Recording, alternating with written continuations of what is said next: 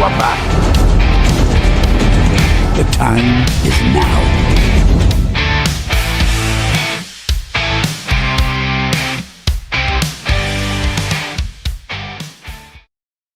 Good evening, everybody in the chat. Welcome to NUFC Talk TV with myself, the Toon Army, and we've got the mighty win, and we've got a new face tonight. We've got Merrin from A Game of Two Halves. Have a look at his podcast or his YouTube channel. It sounds very interesting. I must jump on board myself. And we've got the usual man. We've got the Macam over there. We've got Boki, who's his usual Thursday night with the crew. Welcome, one and all. Hope you've had a lovely day. It's been a couple of interesting stories broke during this afternoon, which we'll bring you as we go. But I suppose before we get into this evening's show, let's do the housework and then we'll crack on. So welcome to one and all watching across all of the platforms. Thanks to everybody that works in the background. Don't forget, people out there in viewerland, smash that like button for us. It just helps us get further as a channel. Subscribe. That part is totally free. Hit that bell as well for future content. Like I say, we come to you live, never edited. So what we say is what we say, and it is what it is. If you want to help us, support us, you can become a member. There's 2 levels to choose from. You pick. It's up to you, whichever one you want to look at. If you've got a question for anyone in the panel, then put a Q in front of it. But like I keep saying, it ain't guaranteed to be mentioned. There's usually quite a few of you in the chat these days. So apologies for that. But if you want to guarantee it, then throw us a TV super chat by you following the $sign. Read the instructions, and that way it'll guarantee that message read out.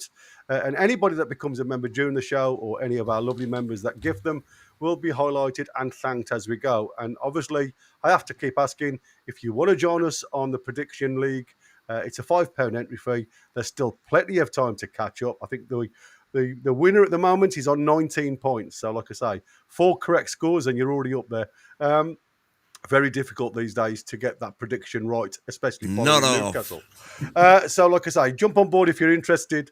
We have got loads of time left for you to win. Top 6 win a prize, top 4 cash. The 5th and 6th prize get a prize to more of the value of your entry fee. So, welcome one and all.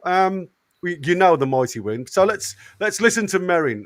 Merrin, just tell us about you and your background. Very interesting. I'm sure people will love to know who you are. And your channel, of course. And your channel, exactly. I don't want to self-plug too much, but yeah, my name is Merrin. I've got a YouTube channel called A Game of Two Halves. I'm a bit ill, so if you hear me a bit croaky... Join the club. Yeah, I know. Winter's started, isn't it? Yeah. But yeah, I love talking all things Newcastle. Try and do a mix of the main, or the sort of the top 6 or 7 clubs in the Premier League. But do like to dabble in quite a lot of Newcastle content as well. Background. Started off with some coaching badges and then spent about 8 years in sort of football analysis, scouting, that sort of stuff, and with some data analytics background as well. Started my own YouTube channel after that, and here we are. Excellent. Excellent. I love it. Let's get on to some of the news that's broke then this afternoon. Well, wait a minute. Before we start, we haven't heard anything from either Merrin or Boki about last night's performance. Oh, yeah, go on. Yeah, apologies. Go on. Let's not gloss over that. Yeah, exactly. I'll tell you what I was going to do. I was going to come to the players' scores, if you like, towards the end. But no, come on, we'll do it now. We might as well get it out of the way. And we'll listen to what people's views of last night's match were. Go on then, Merrin. Tell us what you feel. Our second league game of the Champions League, 4-0 win. Yeah, big win, much needed win. I think we need wins at this point of the season. I feel like the performances... You can never get too many wins. Yeah, I think you can't complain, can you, when they come along. I think it's been a tough start in terms of results, but the performances haven't been too bad. I feel like yesterday... it was just very professional. Very professional is the word I'll use for it.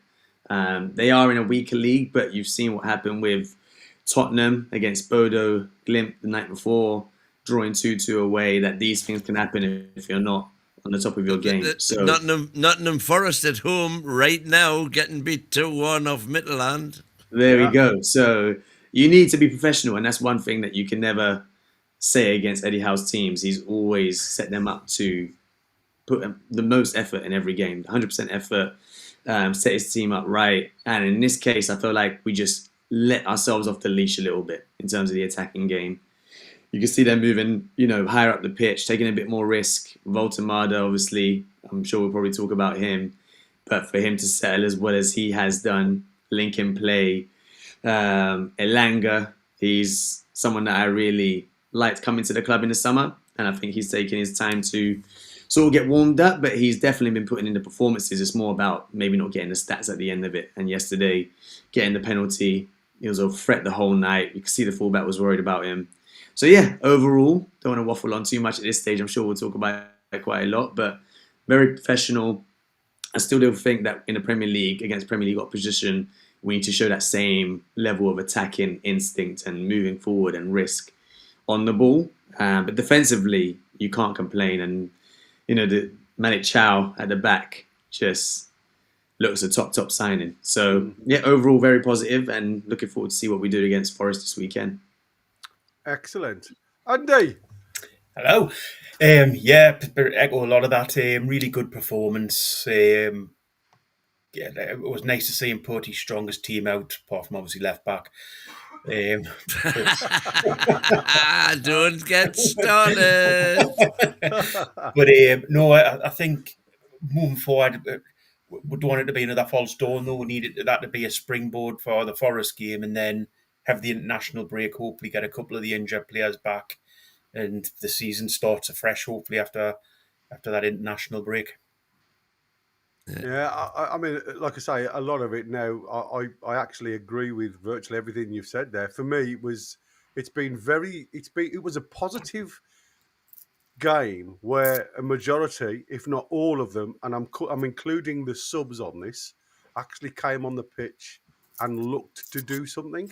I thought this could have been quite easily a banana skin, as I've said before, but I really enjoyed that game where it just seemed as though everybody, including the gaffer, if you like, was up for it.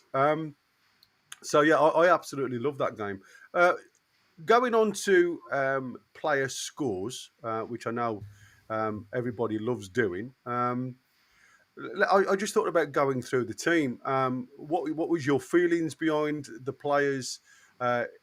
Was it something that you think could have done better? I mean, I know, like Boki's just said there about the left back, but like we said before, Eddie's got a decision. He's got a choice to make, and he's got to start wearing big boy pants if he's going to drop a left centre back, or he's going to go back to a couple of years ago where they were the best defence in the league, and where obviously Dan Burn played left back majority of the time, and he's going to gamble with that. Now, at the end of the day, results matter, and the criticism, I suppose, and the way people think of that setup at the moment is the fact that the results haven't been going Newcastle's way. Now, 6 points in 6 games in the Premier League isn't a great lot. The worst start in Eddie's tenure, as we've already said. But with the injury to Tino now, obviously we've got Matt Targett off to Middlesbrough. The selection side of things leaves us quite thin on the ground when it comes to fullbacks. We've got Emil Kraft that can cover on the right side of things, but obviously he apparently is nursing an injury. So you've got Trippier, who's obviously got to manage him correctly because of the age of the lad. Then you come over to the left side and we've got Little Hall, who to me, I thought he was a great little player, great attacking element to his game, just coming back from a really serious injury. So when you look at options and everything else, is it the fact that Eddie's got more of his hands tied these days rather than, he can just go out there and just throw these players in and expect something to happen? Win. He's got a dilemma, hasn't he? That the window, whilst on the 1st of September, the window didn't look all bad at all. It looked decent. I gave it a 7 out of 10 on the 1st of September. The trouble was, by the 1st of September, we'd played 3 games already. and done reasonably well at them. Never conceded a goal away from home. Should have beat Liverpool even with 10 men. Liverpool, for me, have been getting out of jail this season. And, that was where we were. We finally got Walter Mortar in. And it was always going to take time to integrate the different styles of football between him and Isaac. And I've said before, we had spent 3 years perfecting the art of feeding Alexander Isaac. I love there was a thing on the WhatsApp that I noticed saying to Liverpool, we've sold you a £130 million iRat as opposed to iPhone. Give us another 140 million and you can have the charger to go with it, which was Murphy. I love it. I love it. Because without the charger, he's useless. Well, yeah. But the whole point is that Newcastle had geared our whole attack to supplying Isaac. Yeah, He ain't there anymore, so it's going to take time. Now, that had Wissa been available, he would have been, there a target for us to feed. But Walter Mortar isn't that style of footballer. So you've got to, and it's going to take time. Yesterday, they looked to be getting it so together in terms of that, realizing you've got to get players in front of him so you can utilize his clever flicks, excuse me, and do what we did, which was, first class for me. So. Yeah, I mean, like I said, it is a tricky one. So, what's your thoughts? Is it Melvin? I've got Merrin. Sorry, Merrin. What's your thoughts on the current? Is it the fact that, do you think that he's just not got the balls to drop one of them, or is it the fact that he's just thinking long term injuries? Because the way it looks to me now, we are look a little bit short when it comes to centre backs. When you look at the quality regarding centre backs, and I'm not saying obviously Dan. No, hold on. Dan Burn isn't renowned for knocking 70-yard balls and things like that. If that's what Eddie Howe's looking for, he plays a simple game, and that's to his credit because he plays to his strength. There's no point in trying to play the percentage stuff. Me, it was we're looking short and centre. It's the one position where I would say we're going to. Well, it ain't, is it? Because now we've got a left centre back playing left back, and we've got Shaw and we've got Lascelles. But it's with Livramento's injury, it's the fullbacks that were. Well, that's what I'm saying. But we're utilising now our centre backs. Sorry, I thought you were saying we're short at centre back. No. We are utilising centre backs to play in other positions. We also saw Malik Chow go out to the right back situation rather than put Kraft on. So, is there something else, bubbling behind the scenes that we're not aware of? Merrin, have your say. Borky will definitely tell you yes, there is. You may be surprised with. Oh, get away. Yeah, we go. Wow. Well, you can go first. This could be your first on the channel tonight, guys. Go on, then we're going to get Boki's view first because No. Let Merrin go first. Oh, he just said you, and you've said him. One of you do it. After you. Well, then, I agree with Wynne the other night when he was on about Burn, saying that it's a World Cup year and this is going to be his last chance to go to a World Cup. Yeah. I don't think we're doing the lad any favour by playing him as a left back. But apparently he's not going to be overlooked by Thomas Tuchel. But in regards to that, if he keeps having these type of performance, I'm not saying he'd be overlooked, but on performance, if he's playing left back, he won't be picked. If he needs to be playing centre back, and he might not play every game, but that might help him even in towards it. But as I say, I think if we keep playing him as a left back, it's just picking up on all these frailties and through time he'll drop down through the pecking order. So I completely agree with what Wynne said. It's a World Cup year. That lad deserves to go to the World Cup, but us playing him as a left back isn't going to help him achieve that. Right.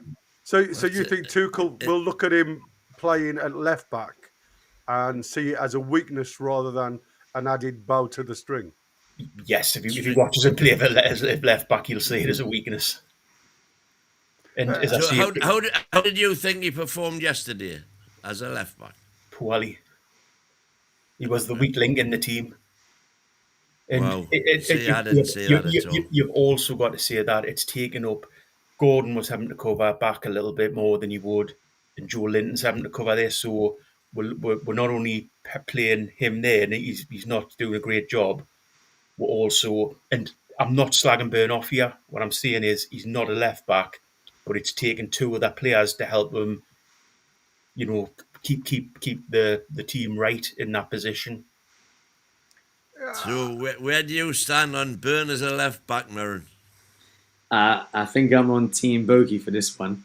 I think it's one where there was a couple of times they just dropped that ball over the top of him and it was a simple race. And that's when it gets scary when he gets to the Premier League, because their wingers weren't really even that pacey.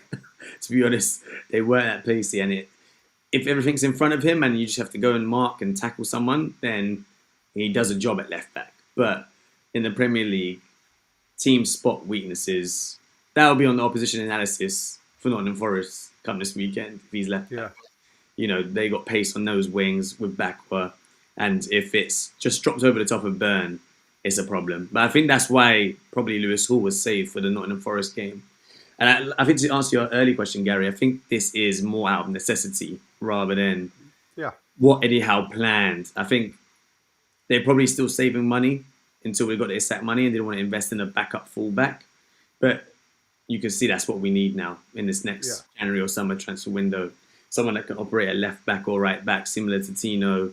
I think it's tough to get someone that just plays right back or left back when you want to back up. You probably want them to cover both, just like Tino does and like Trippier does, just in case of injuries, because you don't want specialists. But I think now it helps the centre-back problem in a way because Burns still gets minutes under his belt.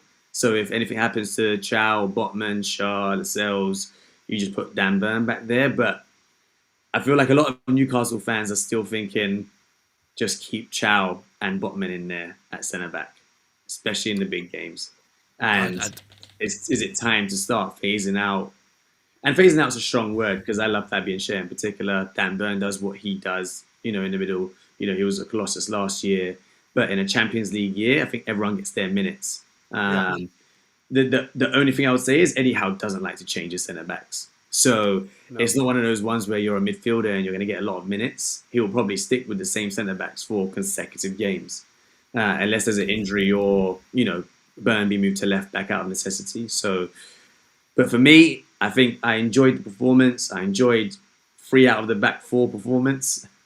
But Dan Burn is one where I don't think he did badly. I just think there's just moments in a game that can change everything. And but what about when Lewis Hall came on?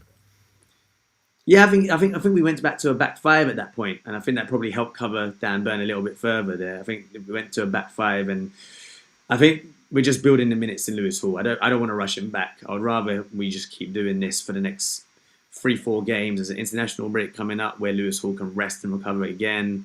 I'm in no rush to rush Lewis Hall back and he gets another hamstring or ankle injury, whatever it might be. Let's just play Dan Burn as and when we think the game suits to take the minutes off Hall and then go from there. Yeah, but working on that assumption, if you haven't got, you're going to not play Lewis Hall 90 minutes every game, who are you going to play at left back? It has to be Dan Burn, and I think that is what Eddie Howe's doing, and that's why I have no disagreements about it. It's more... It's what he has to choose from, isn't it? Yeah, it's what he has to choose from, but he also has to find the right games for Dan Burn. So it might be like Arsenal at home. If Tino was injured at the start of that game, you play Dan Burn because we're going to sit a bit deeper. And Saka probably doesn't run in behind as much as others. He likes to get it to feet and take you on 1v1. But if we're facing a Nottingham Forest that likes counter-attack, I wouldn't want Dan Burn at left back. So Simple who as would you that. have? That's what I'm asking. Yeah, so Lewis Hall has to start this weekend purely because he was a sub against USG. And I think that was probably the plan from Eddie, to play Dan Burn and hope we can get through the game. And then Lewis Hall's coming at Nottingham Forest at home. Even though, as you know, my perspective from yesterday was when Lewis Hall came on, he wasn't particularly good, and he got skinned more in the few minutes he was on. Well, I'm saying few minutes in the time he was on than Dan did in all the rest of the time. There's no perfect answer, but I do think there's different options. You could, don't forget, we've got Kraft, so you could play Kraft at left back, or No, got, this is what I'm getting onto. You see, that's the alternative. The alternative is to play Trips left back, and you're putting Kraft in at right back. Well, Kraft's played left back as well before.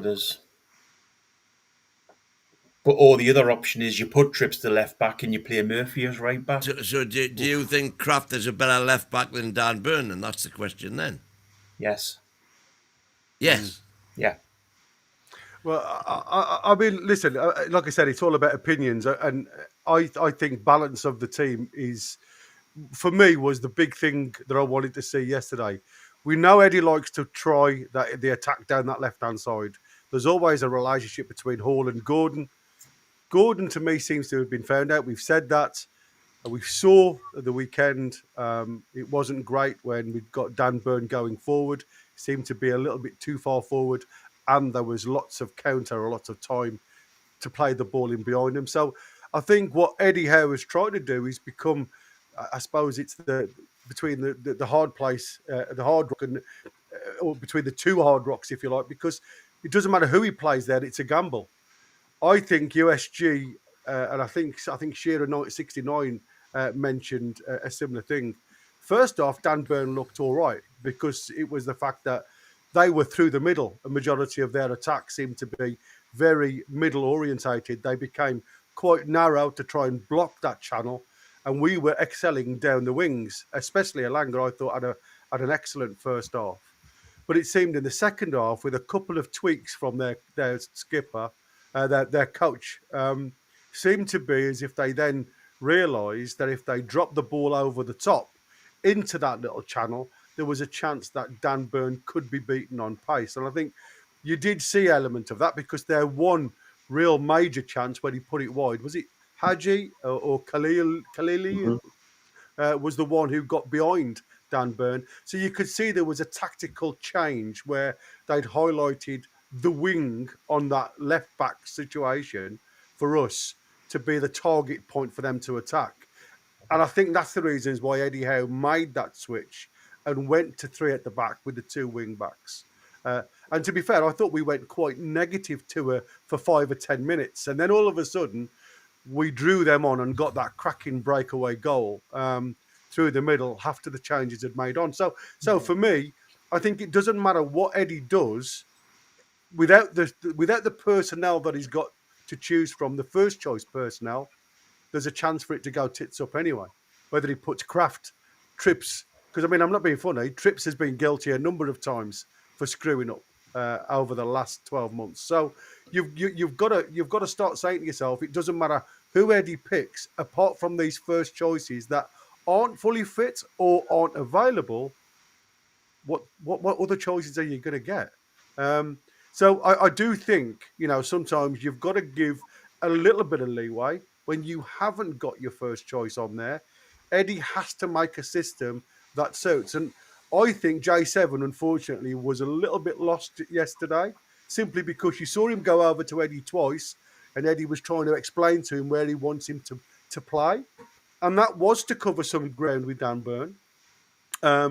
And like Boki said, you do lose a little bit of Anthony Gordon as well, because he's not as far forward as we expect him to be on the attack. So there has to be a tactical shift. And the tactical shift yesterday was we attacked down the right-hand side more than the left-hand side. And it worked. And I think we've got to do more of that, because in the past we've been very left-sided dominant, and we've virtually only used the right side as a bit part out ball. And I think with Elanga in the system, if he can continue his performance from yesterday, I think he fits right in to start switching that play and being as dominant down the right-hand side and not being so easy for the opposition coach to negate what type of tactic to set against you to stop you, which we've seen in the past. So I do think there's, you're all right, but at the end of the day, we have got to also understand that Eddie's only got a limited amount of heads to choose from at this present moment in time. So let's go on to team then and points, and we'll start off with Popey. What was your thoughts on Nick Pope's performance, Win? And what number do you give him regarding his performance? I don't think anybody in the team deserves less than a 7. Okay. And I'm giving Nick Pope a 7. Handled everything that was put his way, but as we know, distribution not the greatest. He had 3 out of 10 accurate long balls, so 7 out of his 10 long balls went to the opposition, and that is the problem. Do you we're sick of talking about it. Do you value his shot stopping and general goalkeeping more than you value his ability to get us going, to get us started, to pass the ball quickly and effectively? So, but as I say, I'm not giving anybody less than a 7 for yesterday. Spoiler alert! Spoiler alert! Merrin, what's your thoughts, mate? Yeah, I can't disagree. I don't think he had anything too difficult to do. I think he was worked a lot more in the Arsenal game, and I know he got berated in that game. I mean, after the game for that sort of hot-headed moments, try and get us set off in a counter-attack. And I remember listening to Eddie, and sometimes you got to listen to someone in the know, because he said Nick Pope is Nick Pope. He still trusts him 100%. Personally, I've been banging the drum for a long, long while that if we get a ball-playing goalkeeper, it opens up a whole new avenue of attack for us. Yeah. A whole new avenue of attack. But some of those saves that Nick Pope made, you can't forget. It's easy to say in that Arsenal game, if he doesn't kick it long, we get a point.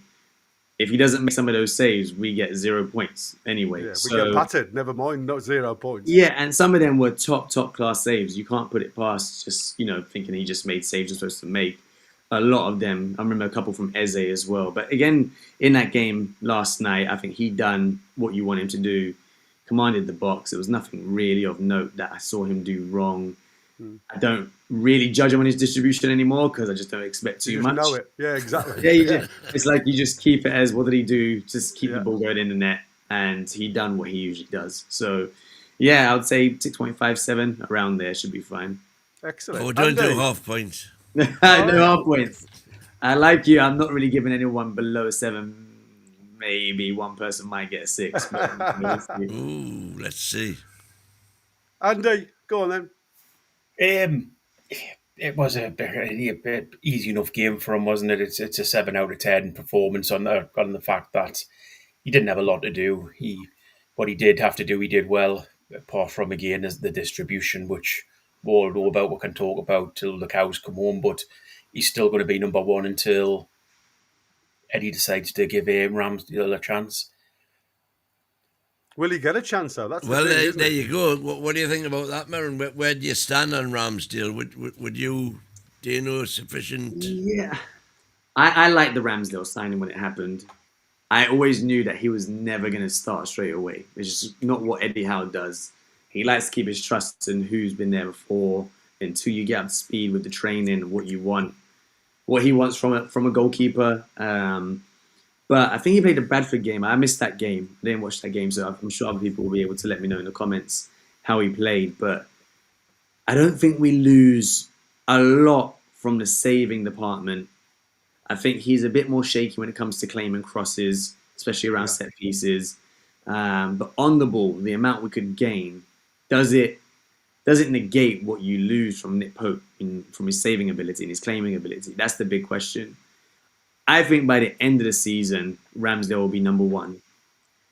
Don't ask me when that change will happen, because I don't know. It might take a Nick Pope injury, which probably happens once a year around December time, January time, for that switch to happen. But it looks like he's going to get the cup games from now on. It seems like a low-risk move as a backup keeper, and then we assess the goalkeeper market again in the summer. I personally would just give him a go. I don't think Nick Pope is long-term past next season. I think his contract might be coming to an end even this summer or next summer after that. So I like Ramsdale. I would like to see him in the team soon, but the defense has been playing well. He played well against Arsenal besides that one error. So yeah, that's my current view. Hopefully, he doesn't make too many mistakes from now on in. I tell you what would be good if the chat could put in what their scores are as well, what people in the chat think, just so we all know if we think we're on the same page or not. Absolutely. I'm sure they'll let us know if we ain't. Well, They usually do. Incidentally, Mer, I've just had a quick check. Nick Pope's contract finishes next June. Next year, so the end of the season, basically. Yeah. So for me, you've got to start phasing in Ramsdale at some point, just to see if he can. Such a low-cost option. Yeah. Totally agree. And on the week past Wednesday, Aaron Ramsdale, 30 out of 31 accurate passes. 3 out of 4 accurate long balls. Yeah, well, that's what Eddie wanted, wasn't it? That 1 or 2% difference when it comes to possession on the floor from his keeper. So that's the reasons why you went for Ramsdale. There was plenty of other options out there that we all know about. Okay, then Kieran Trippier. Win, what's your thoughts? Trips yesterday, as Andy said when we're doing the commentary, just under the radar. He had a really, really good game. I can't recall him ever getting beat in the 90 minutes. I haven't got the stats, but I'll have a look at them. But great game. 8, easy, comfortable 8. Not no magic to get into the 9s and 10s, but absolutely comfortable 8. Oh, good. Merritt? Were you a 7, Bogey? Were you a 7 for Pope? Were you? I was, yeah. Mine was a 7 as well. It's virtually the same as what you guys said. Yeah, I'm thinking about who else I'm going to give it 8. And I'm like, is Trippier on that level or not? I'm going to stick with a 7. I still think that link up with Elanga could be a bit better. I think that comes from more coaching than anything else. I think right now we're just giving the ball to Elanga and saying, take him on. Yeah, take him on, get him behind, get across in. I think there's still a relationship to be built with Trippier now, who's coming in for Tino in that right back spot. And I think they can do it. I'm going to go with 7 just because I think I don't think off the top of my head, because I didn't do ratings before this, there's going to be a 9 or too many 9s. I think there's a couple 8s in there. So I'm going to give him a 7, but it's a stronger end. Balky? It's a 7 for me. I mean, defensively was absolutely fine. I think with Trippier in the team now, unfortunately, you do lose a little bit going forward in regards to the fact that he's not going to be able to do the flying past Elanga sort of. So if Elanga cuts in a little bit, you can play out with Trippier. That's not part of his game now, but you can't see he wasn't good defensively, which is the most important part of his game. But and yet, to my knowledge, I'm just thinking back now. I'm pretty sure Trips overlapped at least 3 times that I can think of, and got the ball once. And then there was the occasion when that lovely side-footed volley that he did. Yeah. Beautiful So, cross. so he was actually doing just what you're saying, but he did get past Not Elanga. not as much as you'd Yeah, expect. I think, yeah, it's about management, and I think he realizes at the time of his career now, he's not going to be able to run the line like he used to do, No. a few years ago. It's impossible for anybody to do that consistently. And again, we go to management of games as well, because we have got multiple games. Yes, there's an international break, and he won't be involved in anything international, but you've still got to manage him, and this is where your body sometimes can let you down if you don't manage that time.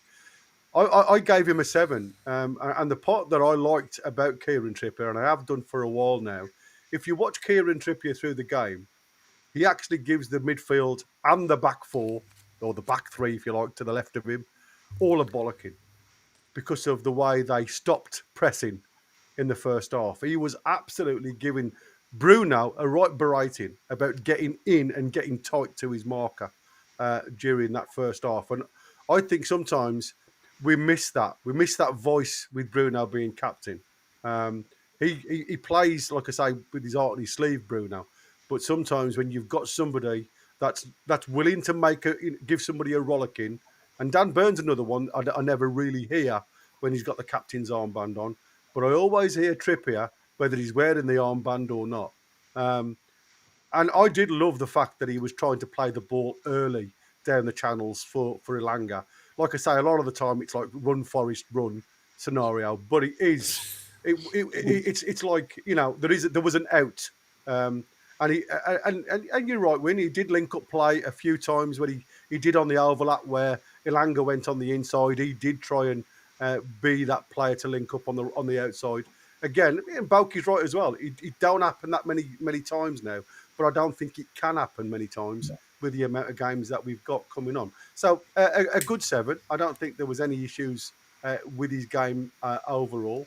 The next one then, Malik Chow. What do you guys think of Malik Chow? Win. Malik Chow, I thought, had a very, very competent game, but I didn't see the super game that everybody's going on about. I honestly didn't. He was there. He was competent. He didn't let us down, but he did nothing to merit the super accolades that he's getting. The him and Botman, what a super duper centre back pairing they are. I didn't see it. Really good. Didn't do anything wrong. But it's just a 7 for me. He doesn't get to an 8. Okay. Merritt?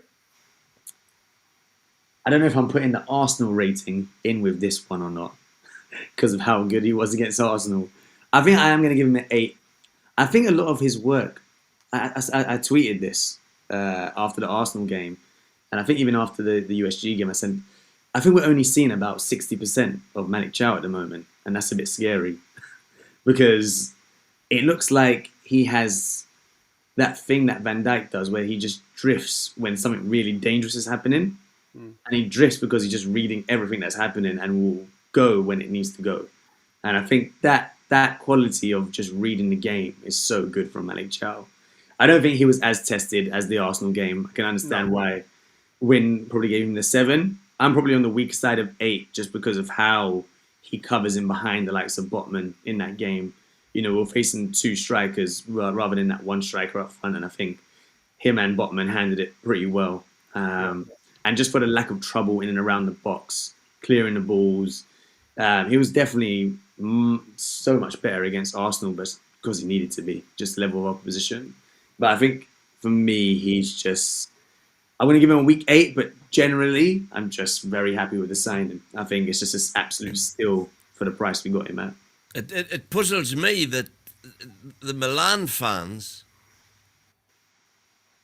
weren't on all of their chat and social media. They didn't seem at all bothered that would sign Malik Chow. And bear in mind, he wasn't playing every game for Milan. Yeah. And if he's this stellar player, that he's being lauded as being right now by a lot of our fans. Why was it that he wasn't a guaranteed starter at Milan, and why were the Milan fans not going ballistic that sold him? That's what I can't understand, because, as I say, when Tonali went back to Milan, I was there in the San Siro when Tonali came out in a black and white shirt, and the reception he got was phenomenal. But do you not think that a lot of today? I'm just going to do this. Is one to you, obviously. Thanks, Chris, for your $199. But Win, who played better, Burn or Chow?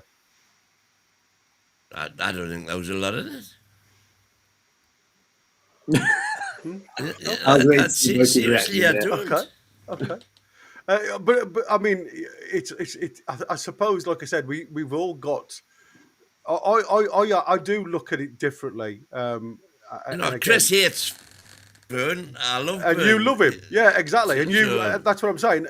You're always going to have a passion towards individual players. And just going on what you said there, the biggest problem now with European football, fans-wise, get excited from the midfield forward, don't they? They don't get excited about the back line as much. You do your job. Thanks, Random, for gifting that one. I think it's gone to Ray Fagan. Welcome on board, Ray, as a member. Don't recognise that name. Ray, he's the lad who used to be on with the boys in America. I think it is anyway. With the boys in America. And I think that is the problem now. A lot of defenders do get overlooked by fans when it comes to quality. Boki, what's your thoughts on Malik Chow? I don't know if Win was watching the same game as me, but I thought Chow was brilliant. For a new centreship partnership, they're beginning to form a great team together. I would give him a strong 8. I think a good player. I think he might prove to be the best signing that we made in this transfer window. I was just going to be right. I'll tell you what. Listen, 4 clearances, 3 interceptions, 1 tackle, 1 out of 2 ground duels won, both aerial duels won. Lost possession 4 times, but 67 out of 70 accurate passes. The trouble with those accurate passes is that I can't think that. Correct me if I'm wrong. If somebody can remind me when it might have happened. The one pass that he tried, I said in commentary to Gary, there's the Hollywood, the Fabian Schär Hollywood pass to Gordon on the left wing, and that fell short. So yeah. The one, I mean, you're never going to get 100% as a you're not bought as a ball player. You're not a midfielder. What I like about him is he has got the ability to do it. He's not going to get 100% of the doing it. Neither does Fabian Schär. Neither does Botman. These lads have got a different role to do within the unit, within the team. For me, I thought it was a very positive performance. He barely put a foot wrong. Yeah, there was a couple of mistimed tackles, and he got the ball took off him a couple of times. But to me, it's about learning the game, a new partnership, and I think a partnership is forming. He reads the play well, as Merrin just said. I think sometimes when you don't always see a player being involved, it means that they're doing a job, and it's stopping the pass, it's stopping the momentum of the opposition. So if that's being blocked, we've often criticised in the past, when we had Isaac up front, where he was getting blocked a lot of the time, and the ball just doesn't get past them. And I think he's doing a very similar job as a defender with the opposition attackers. He's showing good pace, he's showing strength in the air and on the ground. He's done enough for me to keep Schär out of the team. And like I say, the partnership with Botman seems to be looking, at this present moment in time, a very solid one. Unfortunately for him, he hasn't been chosen for the international team. And I think, having a few games of what I've seen now, and having watched the German international side a couple of times, I can't understand why Chow isn't involved in the international team. And From there's what the I've seen. question. Ian Fleming, thank you, Ian, £2 super chat there. Gary, make Win an appointment at Specsavers. I have a few times, but he's got to get past Weatherspoons to get there. Never mind. Well, that's the problem. I've told you the tale. I was in Weatherspoons. I was in Weatherspoons today, but I was in Specsavers today. You'll never guess who I bumped into. Everything. Everybody. Going on to Botman. Your thoughts on Botman then, Win? Again, steady as you go. Great.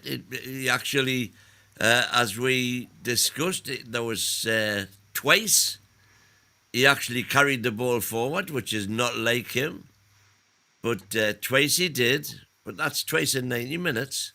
And other than that, he did his normal thing. Square ball to trips, square ball to Burn, shed the responsibility. Once he played, as I said in the commentary, once he played Burn in the, terrible trouble. Yeah. Burn was surrounded, and he passed, rather than him take the ball forward or pass the ball forward. Ooh, no, shed responsibility. But generally did a good job, and I agree. Chow and Botman are showing good signs of forming a formidable partnership. Let's hope. Fingers crossed. Merrin? Yeah, I'm just going to quickly shout out Steve Cook, who says, I think Chow not making a German team is a huge boost for us. He's going to be pumped to prove him wrong. Yeah, I agree. I think it's just another international break. We keep someone fit, and it's also I can't, if he carries on playing as he does, I can't see him not being in the German team or the squad at least by the end of the season. So why do you think that he isn't in the German team? Because bear in mind he's been playing for 2 seasons now with AC Milan. Why can he not get a game for Germany? What are we seeing that nobody else is seeing? Has Nagelsmann got favourites? Because I must admit, I've never been enamored by the two that he plays, the 2 centre halves. Yeah, I'm trying to. I know Rudiger's in the squad. I don't think Niklas Süle is in the squad anymore. No, I don't think Nagelsmann has got the full support of the German national sort of fan base at this time. I do think they're struggling. I think they were struggling in the Northern Ireland game for a little while before they got back into the game. It seems a bit chaotic from that perspective. So maybe he just, once he's in the Premier League, there's more exposure. You get more talked about, and that's probably what forces him into the team if he can carry on doing what he's doing. On Botman, I just love Botman. I think it's just one where, again, it's the loyalists versus the new trailblazing duo, really. It's about what duo do you want? Can they play together with Botman and Shah? They've proven it. Can Chow and Burn play together, with one being more aggressive and one covering him behind? But Botman is that ball player that Burn isn't, really and truly. Burn does all the defensive elements so good. But the way Botman plays on the ball is so calm, sometimes too casual. A couple of times last night. Yeah. We saw him sort of just taking it to the corner, and you're thinking, just kick it out. Just get rid of it. Yeah. Yeah, just get rid of it, or just play it to someone that's nearby. But he's just super composed on the ball. Just a solid 8 again. I don't think him and Chow were tested too much, but they just did the job they had to do. Okay. There's not really much more to add on by Botman. He's just a class act, isn't he? 8 again. There's a solid 8. Okay. I'm torn between. I'm at the minute 7.5, and I don't know whether to go up or go down, because I still believe Botman needs games. If I'm honest, but he's getting better game by game. I mean, to me, he needs a run of games to regain that full reading of everything. And like I say, you're absolutely right, Merrin. There were a couple of times that I think he put himself under a little bit of danger, but he did it well. He coped with it. Not tested too much, and again, for me, he passed another physical point. If you like, with flying colours, because they were reasonably physical yesterday. So for me, that was a big plus point. But again, another player, as you've all said, seemed to breeze through the game. And I often think, if you're making the game look that easy, is it the fact that you're that good, or are they that bad? And if you listen to Sebastian Pocognoli, which is their coach, USG coach, he stated that Newcastle were just on another level. And Breaking news! 3-1 to Midland against Forest at the City Ground. Crazy. Wow, that's crazy. However, Forest have got a penalty. All right. Which Chris Woods is lining up to take. We've got to go on to wins, baby. Dan Burn. Come on then, mate. Give me your Flyers. Dan Burn's a 7. Nothing spectacular. He could have been more, but he did get skinned to once. As I say, any fullback in the world will, in 90 minutes, get skinned once. We've seen time and time again. So Chris Woods has just scored, by the way, so 2-3 now. So I'll give him a 7. He did, very, very competent, and Borky's shaking his head there, but yeah. Just look at the chat. 7 all day. Do I ever pay any attention to the chat? Merrin, go on, mate. Yeah, I'm not going to drop down to the 5s I see in the chat, but I think I'm going to go over 6. He's not a fullback, and I think he's just doing a job for the team. I think there was that moment in the game, which is probably the most dangerous chance, which is someone with their head up. The most obvious ball's going to be played over the top, and you just can't do too much about it when you're being outpaced. So I think those kind of moments are a bit scary, and I think he does open up a little bit of an option for us to move to a 3 at the back when we're on the ball and do something a bit more different. But just off the ball is one where you shouldn't be tested that much against the caliber of opposition that we were up against. And I think that's probably what drops me down to a 6. And I think Trippier was better, so I don't want to give him the same rating. Yeah, okay. So adds 10-14. Love it. Byrne was man of the match by a country mile. Terrific, LB. I think that's actually adds taking the piss. Of course. Bokeh, go on, mate. But thank you anyway. Yeah, cheers, buddy. I am going to drop down to a 5 for him. I don't think he deserves any more than that. Of course you are. But in regards to that, I don't put the blame at again. I'm going to make it very clear. I don't put the blame at Dan Burns' door. He is not a left back. He's not good enough to play there now. And it's Eddie Howe's fault for putting the lad in a position that he can't play anymore. So there's no fault on Dan Burn, but for his actual game last night, if you're asking us to score him, it's a 5. Yeah, I gave Big Dan a 6, and I reiterate what you were saying there, buddy. I don't think it's down to Dan Burn. He was tasked to do a job at left back, and he did it to the best of his ability. He was caught out of pace in the second half, which led to the really only solid chance that they had. A couple of half chances from outside the box, but again, the one thing that it does limit us is going forward, and I think that is the problem. Again, that's not Dan's fault. That is the coach who's picked Dan Burn to play in a position that we know doesn't favour him. He does what he can.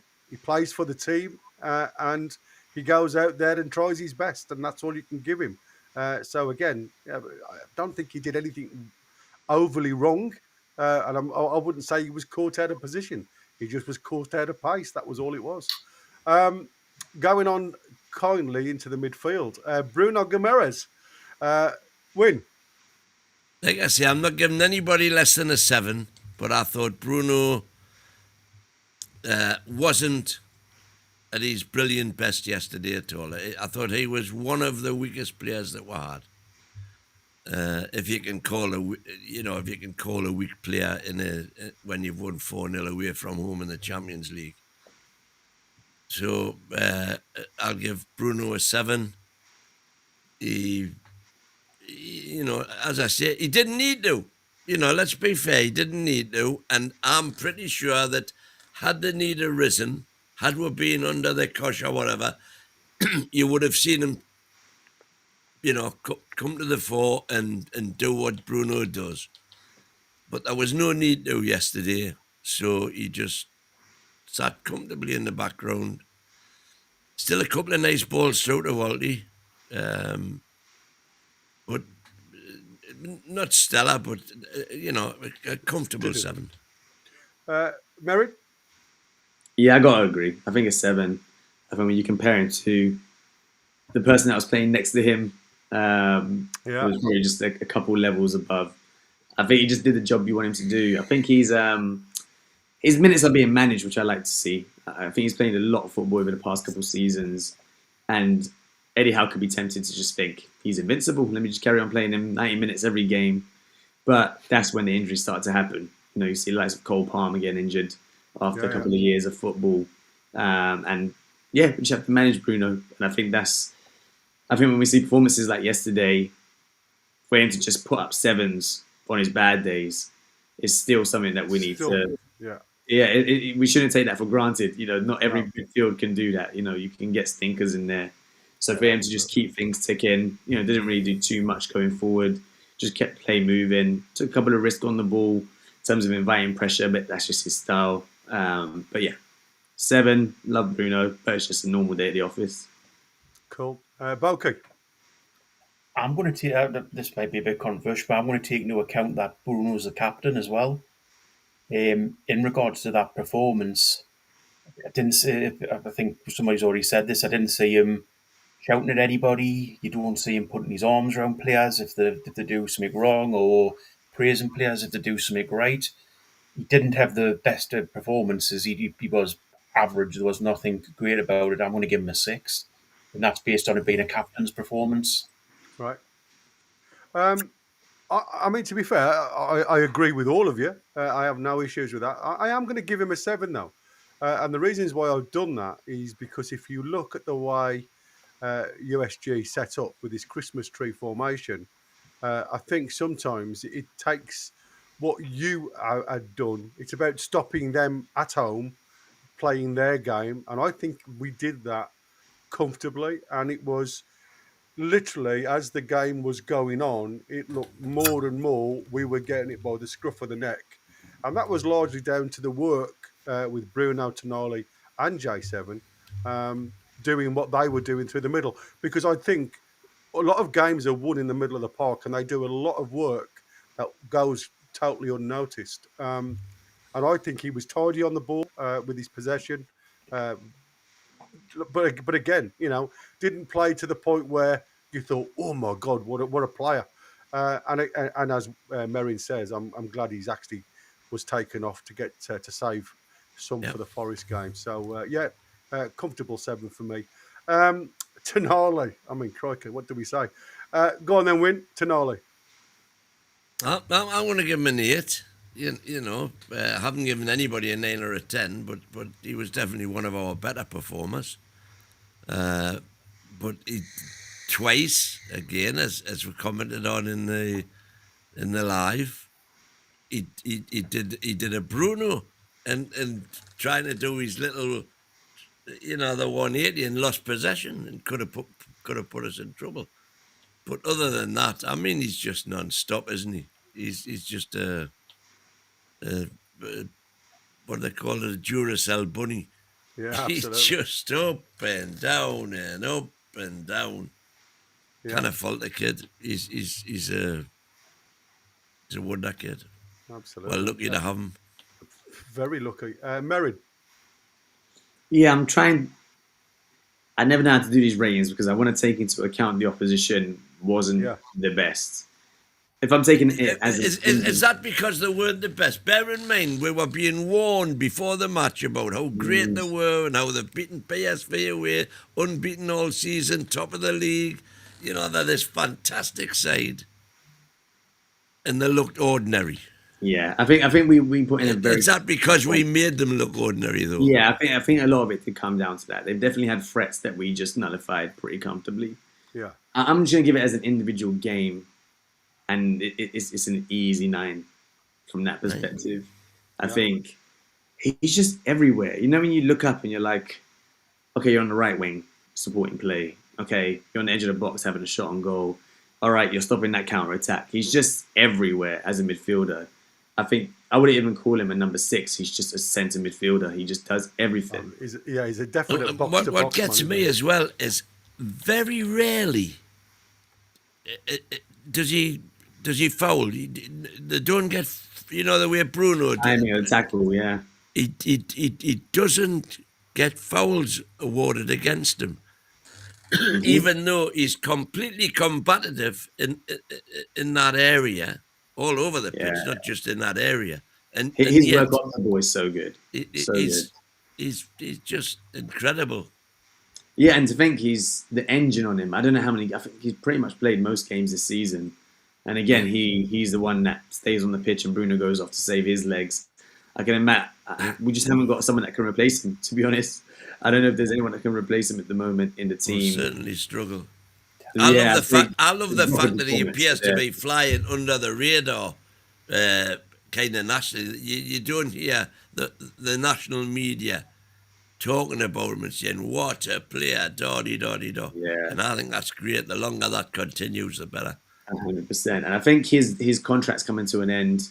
If not next summer, it's the summer after that, isn't it? So no, he's 28, isn't it? 2 years. Is it 2 years from now? 2.5 years. Yeah, so 20 years. Some sort of new contract discussion needs to be discussed with Tonali. We don't want another Isak situation where, he said he's offered something and not offered something, and along those sort of types of situations. I think just in terms of pure performance yesterday, it's an easy 9. Bokey? Well, firstly, I'm a bit worried about what Chris, the American Mag, knows that we don't, because he gave him WOTM, which sounds like woman of the match. Woman of the match. Wanker of the match.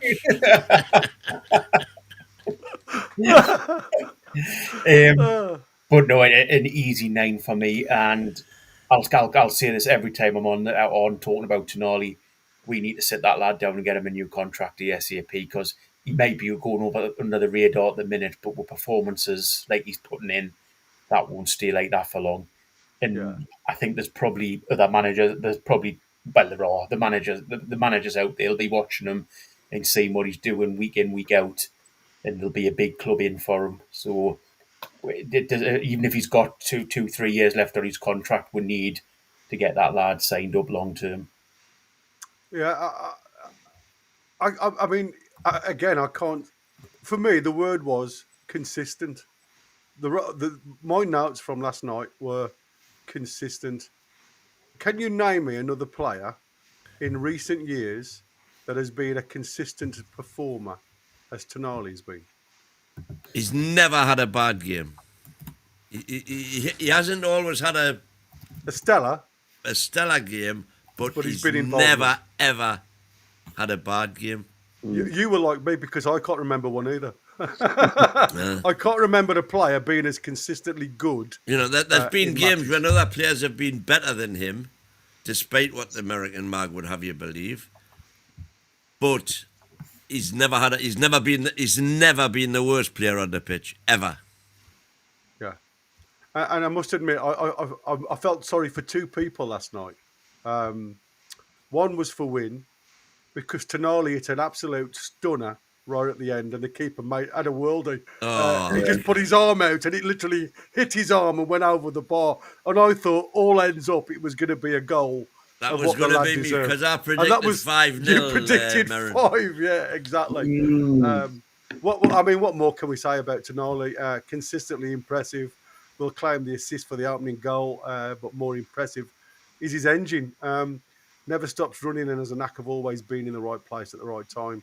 Early corner there was a couple poor, but the quality that whipping that ball in from a dead ball situation, I think there's an art to it, and the difference in what I was seeing towards the middle and the end of the game, with Tonali actually taking ownership of the dead ball situation, was there for all to see. We haven't had quality from dead ball situations, because I think Eddie Howe again is trying to put the wrong player in the right place at times, and that's when you take Tonali out the the 20-yard zone as that striker of the ball for the second ball coming from the defence by putting him on the corners. I think you lose something in elements of the game. But I think what you have to start looking at is the first zone of play, if you like. If we can get the cross into the right places, the creation of chances and XG should go higher. And there was somebody made a comment this afternoon about if we're that good in defence of heading the ball away, why aren't we that good in scoring goals? You know, and there was a bit of a debate to it. But I think a lot of it comes with quality of the pass. If you've got the zip on the ball, you only need a glancing header to put it in the back of the net, where a lot of our crosses are a little bit floaty at times, a little bit misdirected. So I'm so happy to see this lad actually on the ball. So easily an 8 for me and very close to man of the match. Don't you think it's interesting how this new set piece coach has come in and suddenly Tonali's on set pieces? You know, he must have seen something. Yeah, you're right. But he hasn't always done it, has he? He hasn't. No, last season I don't think he took too many last season. No, not even this side with the new lad from this. What's his name? Win? Martin Mark. Yeah, from that place from over Midland, there. who've just that's final whistle at the City Ground. By the way, Forest have been beaten at home 3-2. Yeah. So I do love the fact that, like I say, I think he's obviously had a look at everybody before he's just made a choice. But I often sometimes think, you know, like I say, where do you put your star man to get the best out of him? And I think sometimes he's been placed in the 20-yard zone because he's a bloody hell of a striker of a ball. And everybody that's faced him in the training ground has said, when his shots hit you, they hit you. You know, they stay hit. Gary, I think one stat with Tonali that we need to pick up on is the fact that the position that he plays, last season his yellow card count was he played 36 games and got 5 yellow cards. Yeah. This season he's played 6 games and got no yellow cards. No. Now everybody will say he's a competitive player. He's the best player on the pitch. Those stats with yellow cards just show how good he is at what he actually does. Yeah. He's a stopper. Yeah, but exactly. You know, even if he gets a yellow card next time, you're still 1 and 5, 1 and 6. Yeah. It's the stats are there. And for a combative midfield player, to 1 and 6 is nothing. Absolutely nothing. I mean, Gary Moore put some cracking players in there for Del Piero, Gattuso, Iniesta. They were all quality midfielders, and like I say, I think Newcastle should be well blessed. And me as a fan, to watch him week in, week out, to perform the way he does, absolutely phenomenal. J7. It astounds me that you don't hear his name sort of lauded all over the place. Yeah. Big J7 then, Win. Again, along with Bruno, I thought probably the two poorest is a bad word to use, but yeah, him and J7 were probably the two weak links in the 11 yesterday in terms of performance. But again, did nothing dramatically wrong. Put himself about as usual. Getting that booking again, it's ridiculous. It's all down to reputation. It must be. They'd put in like half a dozen really questionable tackles without a yellow card. He puts in his first one and the yellow card's there. It's crazy. But a solid 7. Cool. Merrin? Yeah, I'm going to go 7 as well. He does what he usually does, covers ground, eats it up like it's absolutely nothing. He had that big chance with the header as well. I think if he puts that away. Puts it wide, yeah. Yeah, but it adds a bit of gloss to his performance as well. Just usual what you expect from Joey. He just puts himself about. There's that, what would it be like if we had Jacob Ramsey rotating in with him, just adding a bit more attacking output, giving him a rest here and there. Hopefully we'll see that after the international break with Ramsey coming back from injury, which would be a good bonus coming back into the squad. And I think we need goals, and Jacob Ramsey could be the one that adds goals from midfield. But yeah, Joelinton's just a steady 7. Okay.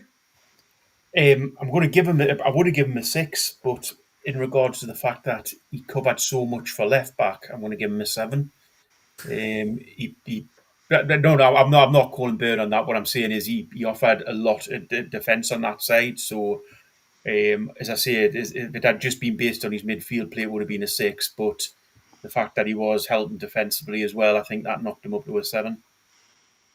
Yeah, I'm going to just throw it back to what you've just said there, because when I put up the pass lines earlier on today or last night, you could see that he was left of centre, obviously covering that channel to support Dan Burn and everybody else. But it was really funny because what Wynne says earlier, my first words that I wrote down in my notes was "Taxi for Joe." Yellow card again, and it does seem to be more of, it's just his name now that people obviously look at, because he's a big lad, he's a unit, he's a bit gangly, he's a bit unorthodox as a midfielder. Doesn't always give you the spectacular Brazilian technique as you expect from a Brazilian. So for me, I am going to give him a 7 because, again, he's tasked to do a certain job. It's a low 7 now. I am 6.5, but we don't do halves, so I'm going to do 7. Warren Dinnan in the house. Bruno and J7 were the weak links. Says the missing link. Yeah, exactly. I think that may be aimed at me. So I do think. Like I think he's being self-deprecating there. I think if he'd have scored that goal, and again, I think that's another part to his game that you saw him the other day. He puts 2 really good goals away, a lot of composure, and yet for a lad of 6'3", is he 6'3" or 6'4"? I don't think he's that. He's got to be up there and about because he's the same as Malik Chow, isn't he? But anyway, I think for a lad of his age, he should be better in the air, if I'm honest with you. But I have to give credit to the defender as well, because I think the defender all over his back maybe put him off slightly. Going on to the wingers, we'll start with Elanga. Mighty win. 8. I thought he had a fantastic. Like I say, I don't think anybody got high enough to be a 9, but Elanga, certainly one of the top performers. Did what we've been wanting him to do since he came. But again, as I said, that's the first time we've seen Elanga, Walter and Gordon starting. And I thought it showed. Yeah. Cool. I like the witch that's starting now to get to know Baltimore's strengths and how to use them, and that'll just improve. I'm hoping anyway. It'll just continue to improve, and then we'll get to where we want to be. Cool. So yeah, 8 for me. Yeah, Merritt. Yeah, solid 8. Solid 8. It's probably his best game so far. I actually think that he's performed well in other games and just hasn't got the stats to show it. Yeah. Well, I think he's eased himself into Eddie Howe's team. He probably, like Eddie Howe likes to do, he probably wanted to ease him in more and probably start Jacob Murphy more, but Murphy has the sort of Achilles problem. But for me, in terms of pure talent, and it's probably a bit controversial, I don't think Murphy is near Elanga's standards.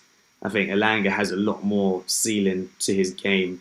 His ability to take on a player is far scarier than Murphy's. I think Murphy's more of a run in behind when he can, and also the quality of his crossing, rather than, if he gets faced at 1v1 with a defender, I don't think if I'm a defender, I'm not too worried about him going past me 1v1. Whereas Elanga, you can see already the defender's 5 yards away from him in case he knocks it past him and absolutely blitzes him. So I think just Elanga being on the pitch adds just a worry to the fullback that it doesn't for Murphy, even though Murphy might pick up the stats behind, potentially starting. So yeah, I liked Elanga's game, took on players direct. I don't expect him to win every 1v1, but I like that he just doesn't stop trying.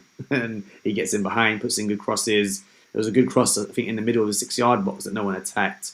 Yeah. And they're the kind of things that you don't see on the stats. It just looks like an unsuccessful cross. but he puts it into a really good area, and you can see Baltimore just looking at. If only I made that movement earlier. That's an easy header from 4 or 5 yards out. So yeah, easy, pretty solid 8 from me. Not near Tonali's levels, so I can't go 9. No, spoken. And by the way, 6'1", GA7. 6'1". Okay. I think in the words, 1.86 meters. I think in the words of the great man, the front three slightly blew my frock up yesterday. It was just above my knees, but it did get blown up. It did get blown up a bit. Yeah, I like it. I thought Elanga, that was probably his best performance forward so far. A solid 8 for me. I think I'm probably going to give one other person sort of a higher score, but in regards to that performance, I think he was his best performance, and hopefully he kicks again like the rest of the team. He kicks on from here. Yeah, I can't disagree with any of you. For me, it's probably the best game I've seen him in the black and white shirts. But again, I think the pressure's away from him as well, not being at home. I think there's a lot of pressure on Elanga with the money that he's cost and everything else. Again, I'm still unsure whether he suits an Eddie Howe style of play. But for me, hands down, I think he was outstanding yesterday. A solid 8, had a hand in the opening 2 goals. Constant threat throughout. Pace terrifies defenders at times, and he will gain a lot of confidence from his performance. Promising link-up play with Baltimore bodes well for the future. Very good display. That's exactly what I've put. Solid 8, definitely. Anthony Gordon is one win. Do I go 7 or do I go 8? He's certainly not less than a 7. How much you give him for work rate and how much you dock off for him not? Again, that one instance comes into my mind from yesterday when he had the opportunity to shove the ball up the wing and get on his bike and leave the defender for dead, which would have had us completely in the clear. And instead he chose to cut inside and got dispossessed. And I was livid when that happened at the time. But that was just one instance in 90 minutes. So everybody can, you know, not everybody's going to be perfect. So I'm going to go with a 7. Merrin? I don't give him brownie points for scoring penalties, by the way. Yeah. Although maybe I should, because the first one, as was remarked on in various chats, when Baltimore wanted to take it, and so they were having a bit of a to-do as to who was going to take it. That couldn't have made it any easier for Gordon to eventually take it.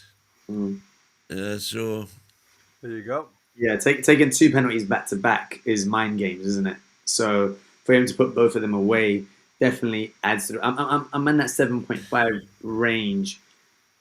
There's just something that frustrates me about his game, and I can't put my finger on it. I feel like he's learning to play left wing again after playing this striker role, emergency striker role, and he's not hitting the levels of that season from a couple of seasons ago.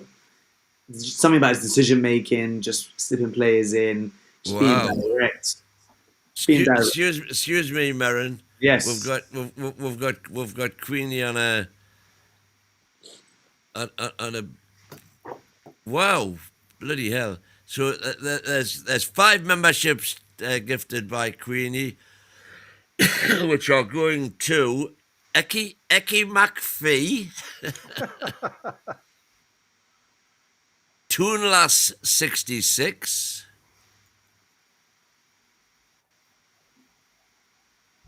Adam Orr, who's an NTTV Plus. I don't know who Adam Orr is, but welcome Adam Orr with his NTTV Plus membership.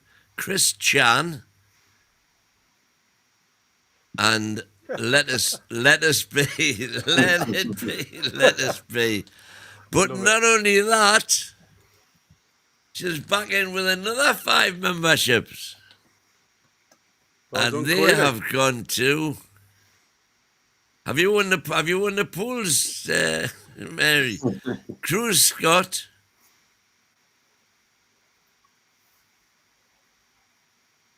Jag 44. James Bond. Good to have you on board, Mr. Bond. Mark Irwin. And finished 22. Of course, the reason they've got the NTD plus beside them, I've just twigged that, is because Queenie has gifted you The full membership. Plus memberships. Wow, thanks, Queenie. And don't forget Warren's. We've got Warren here as Warren well. with his, sorry, did I not do that? I thought No. I did. Yeah, I've just put it up on the screen, mate. Elanga was brought into the game by Walkwalt. well, Wolfie, obviously, you know. Yeah, well, but is this not the thing, though? This is what's so good that these partnerships are starting to evolve, and that can only be for the good. Go on then, Merrin. Go with the Gordon. Yeah, I'll give him a 7. There's just still something about his game that I just want to see more from. He even just be more direct, take players on the outside, cut inside, have shots on goal, link play a bit better. The 2 goals, again, it's tough to score penalties, especially back to back, the mind games. So, yeah, pretty strong 7. Think he influenced the game, but yeah, just when it comes to those Premier League games, I want to just see him step it up a little bit. Okay. I actually think that was the best game I've seen Gordon play in a while. I was going to give him an 8, but I did with Joe Linton. I gave him an extra point for helping cover the left back role. And I think I've got to do the same with Gordon, to be fair. Whoa. So I'm going to go with a 9 for Gordon. Not just for his 8 for his attacking play, but 2 penalties, 2 goals. The extra point for covering back again. Covering for Dan, yeah. No, covering the left back. I'm not blaming Dan Burnwin. I'm saying for helping cover the left back position. I think it's been a team effort in the end. Exactly, which was part of the plan. Which is what I said when the teams were announced. That's exactly what I said. You've got various options available to you. But the problem with it is you don't need. And Dan Burn as a left back is not a major problem because you've got J7's ability to drop back and Gordon's ability to drop back. That is a major problem because you've got 3 players then having to cover left back. No, you haven't got 3 players all at the same time. The only reason they need to drop back is when he's up the pitch. But we'll agree with it. Ready to disagree that one. Right. I mean, I do find. I mean, everybody's camp here. It's really weird because, as Merrin said, I can't. Oh, you I call can't it camp? Everybody's camp, yeah. I find him bloody frustrating at the best of times. But his work rate, pressure and the penalties, again, we talk about a year ago, missing at Everton, could have come back to haunt him. He's got the kahunas to stand in front of the lads and say, no, Isaac's gone, I'll be the main penalty taker. I'm not sure everybody looks at that with a lot of confidence, to be fair. But it probably was his best game this season, even though I still think he's so easy to defend against. And I think any coach of the opposition will know where to put his defenders to defend him. But the work rate that he did, and I'm going to go back to that 4th goal, when he drove into the right back, not left back situation, into the right back situation, played the ball out into Barbie Barnes to get us that 4th goal. I thought that work rate alone, that late on in the game, just showed how important it was that he seems to have got that mojo back. And like I said, I'm hoping now the confidence of the 2 goals, the 2 penalties that he's got will lift him as a player and that XG, because I think we are losing out to a degree on XG, on the assist side of things. We seem to have got it right in certain areas, but I still think we're a bit away when it comes to Premier League XG. So whatever he did last night against that weaker opposition, fair play. But I think, for us to criticise his performance, I think sometimes we were just too good for USG on the day. There was a massive difference in quality. So I can't give him anything less than an 8, even though I still think there's lots to improve in his game. Yeah, so good on him. Fair play. So Chris, the Voldemort. American Marcus saying, "I wish Wynn could read as fast as Elanga can run." And a one for Merrin here. I think we need a better passer in midfield to allow Nick to drop into the pockets closer to the goal instead of so deep into midfield to be more effective. What do you think? Probably leads me on to my rating for Nick Voltemada at the same time. So I think Voltemada is a strong side of 8. I just think Tonali was a class above absolutely everyone on the day, so I don't want to give anyone the same rating as him, and we can't do half ratings. I'm learning. No. So yeah, it's a strong 8 for Nick Voltemada. I think it's so hard when the opposition and what we did to the opposition, the level of opposition that we face, you don't want to go too overboard because you want to see it against Nottingham Forest on the weekend. But it seemed like everyone just got a bit closer to Nick Voltemada, which is, I think, the main thing you need to do. You know, he drops so deep. You need people that he can just, link with, or they draw the attention away from him. You also need the runners in behind when he drops deep, and I think we did that a bit better yesterday with Joelinton moving further forward and Tonali and Bruno being the ones to link with Voltemada deep. And I think once Voltemada drops it back to the likes of Bruno and Tonali, they've got the quality to pass it forward, which kind of answers Kevin's question. I think the next thing we need is those runners in behind. Gordon, as like we said earlier, just staying high and just running in behind a bit more, which is more natural to his game. But Nick Voltemada he just looks so good, doesn't he? In terms of, it's so hard. He's a striker, but everything he does away from goal looks so good. It's like he's not a striker. So shout out to Gary Morn, who's become a member. Thank you, Gary. Gary. But yeah, I think it's just, if he can just add that box presence, if he has the energy after dropping that deep to sprint 50 yards to get into the box, then that'll add to his goal tally. So yeah, I think Eddie Howe even said, I'm trying to work on him getting into goal scoring positions, which makes sense because he just enjoys being away from the goal so much. But the moment he starts learning when to drop and then learning when to stay high and just being in the box, we've just got a real player in our hands. Yeah. Cool. So did you eventually go with a 9 there? 8, yes, strong 8. How strong he is. Yeah. Right, well, not as good as Tonali, but not far off. Yeah. He's easily a strong 8 for me, but not quite a 9, but definitely 8 for me. I think he's just getting better, well, I don't think he's getting better, but I think we are gradually adapting to play the way he plays, the way we want him to play, and I think it's amazing that out of all these Bundesliga goals, 36 goals, and only 4 with his head, he's come here, he's got 2 with his head, and the goal he scored yesterday was far more typical of his type of goal. Because the more you look, I've looked at it now, many times on replay, and that wasn't luck. That wasn't just the ball hitting him and bouncing off him. That was a definite. The more I look at it, the more I see it. It was a definite, deliberate deflection into the goal. I thought it was class. Okay.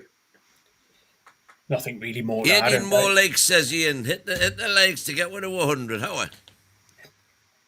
Nothing really more to add in regards to his performance. I thought it was really good. Again, another strong 8. The one thing I would say, and this is a little bit of a rant against the fans, in regards to his songs that they're singing about him, including Isak as part of it.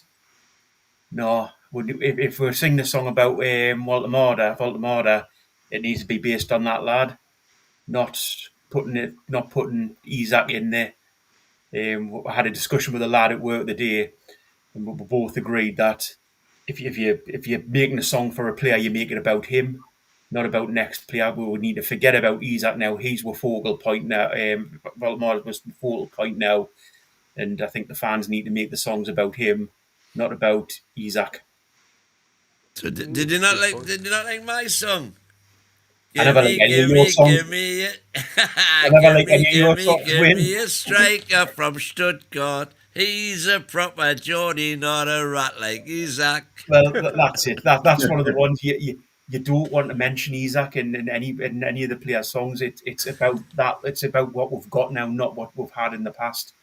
The whole Isaac thing needs to be put behind work. And the fact is, with that lad, you need to make, as I say, if you're making a song about a player, make it about him, not about an ex-striker or an ex-player that we've had.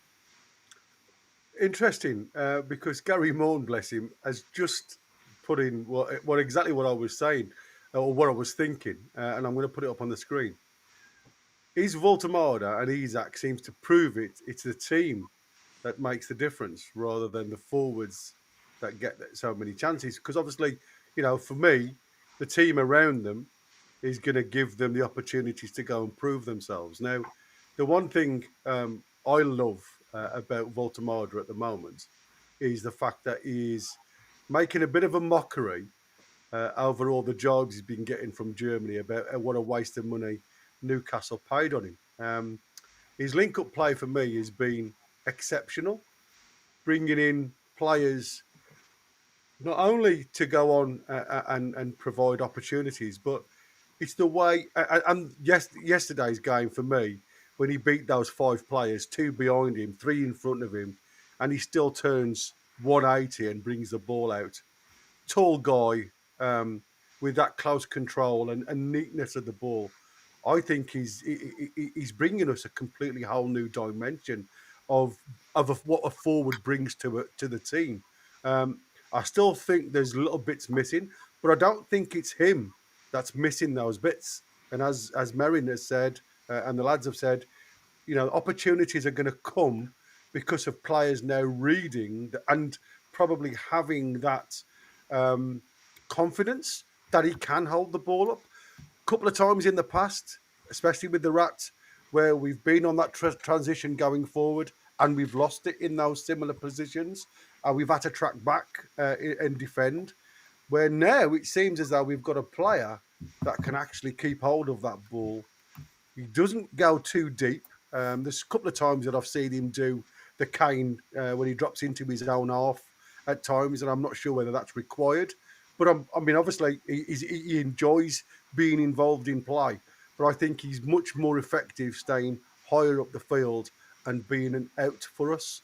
And for me, like I say, I think he's finishing, as Winner said. It seemed as though it was accidental. It looked like an own goal when we saw it first. But when we saw it a second time on the slow-mo, there was some definite movement from the instep to the ball for the deflection. So you've got to give it him, and you've got to give Tonali the assist, I suppose. But a definite 8 for me. And as daft it looks, I said man of the match for me because of how much I enjoyed watching him.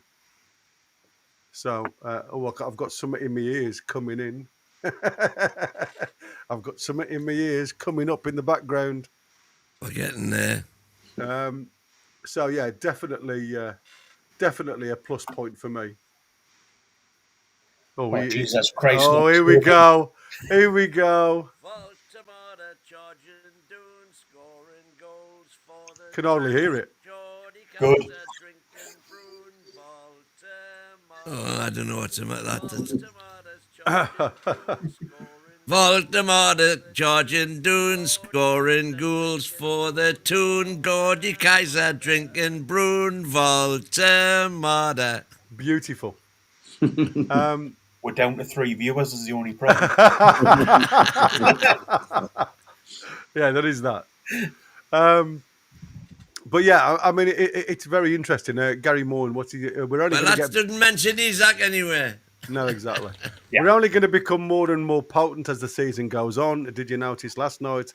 As soon as Bruno got the ball, he rifled it to big vaults. It's starting.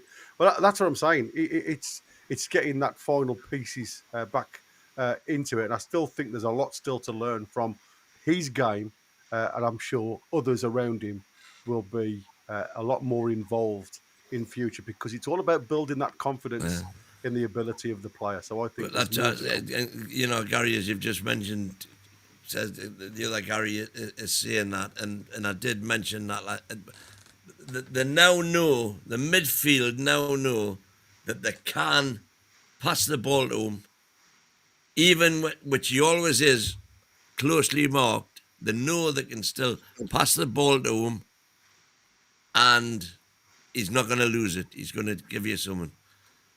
Well, Warren, again, thank you very much for your $5. When the moon... Oh, here we go. When the moon hits the sky like a big pizza pie, that's Toon Army. When the ball hits the net like a German exocet. That's Walter Marder. That's Walter Marder. I'm working on it, he says. Well done. Very good, Warren. Very well done, Warren. Yeah, exactly. I think you should sing all Super Chats win, because it's a lot quicker than you speak. Oh, bless you. Listen, we're going to have to go through the subs really quick, because we've been on an hour and a half and we haven't really got into the nuts and crannies of the show regarding the thumbnail. So, okay, just literally through it. I'm going to go first. I've given every single sub a 7, because I think they all came on and continued the performance that the lads before them went on. So, if you want me to name them, Miley, Asula, Barnes, Hall. I'm not going to give Shaw too much, because it was only the final minutes, but he didn't do anything wrong. So all a 7 for me. Well, I would say a 6 for Hall, because he wasn't a long gut skinned, but he's not fit. That's understandable. And Barnes was the pick of the bunch for me, obviously getting the goal. Doing what he does best, coming off the bench and scoring a goal. Yeah. So all apart from Hall, did you say? A 7? All 7s, yeah. Apart from Hall. Merrin? Yeah, I think I'm going to give Osula a 7. Barnes nearly fluffed that finish. He actually got a little bit deflected. And probably he did get lucky. Asula, by the way, that was one beautiful ball. That's he what I put like through. to see. Yeah, Yeah, good weight on it, wasn't it? Yeah, very good hold up play, shrugging off the defender, timing of the passing behind. I think that's all you can do as a sub. Just impact the game. Yeah. So for me, he was a 7. Hall created that little chance for Tonali at the end of a little 1-2. So I think he did quite well, but am I putting him up there with the other 7s? Maybe not. I think the rest of them are probably more 6 for me, but I think Asula just had that impact as a striker that I like, and that's why I'll give him a 7. Boki? Asula, Barnes 7s, all the rest of them 6s. Cool. Just so I remind myself, because I will forget if we continue. Tomorrow, 11:30 team. There's a Geordie Boyer show with Win and Chris. So it's 11:30 on YouTube, and we've got a giveaway. And there's going to be a giveaway. Yeah, members giveaway. So if you're not a member and you want to be a member, jump on board and obviously watch for the giveaway tomorrow. Right then, that's Eddie Howe. Quickly, I've given him an 8. Win. 8, yeah, no 9s there, but there's an 8 there. Merrin? 8 from me. Boki? 7. Okie doke. 7 right, for picking Dan Burn. At left back. So listen, let's get on to the crux of the show, because obviously there was some breaking news earlier on today that Newcastle have revealed a leading candidate for the new training headquarters that expect to be a state-of-art facility. It's up in Seaton Burn, and it's opposite the the Holiday Inn in Seaton Burn, and it runs adjacent, if you like, to the A19 if you're heading and the north A1. up the A19, Yeah, towards the A1, you've got the Holiday Inn Road where the Cramlington turn-off goes off. It's on those fields on the left-hand side there. yeah. On the junction. Walsington, isn't it? No, it's a good way from Walsington. I thought it was on Walsington. No, it's Seaton Burn. It's the from the Moorhouse roundabout. Right. You continue up there, and then you come to the Holiday Inn roundabout, and it's on the left-hand side of the road there.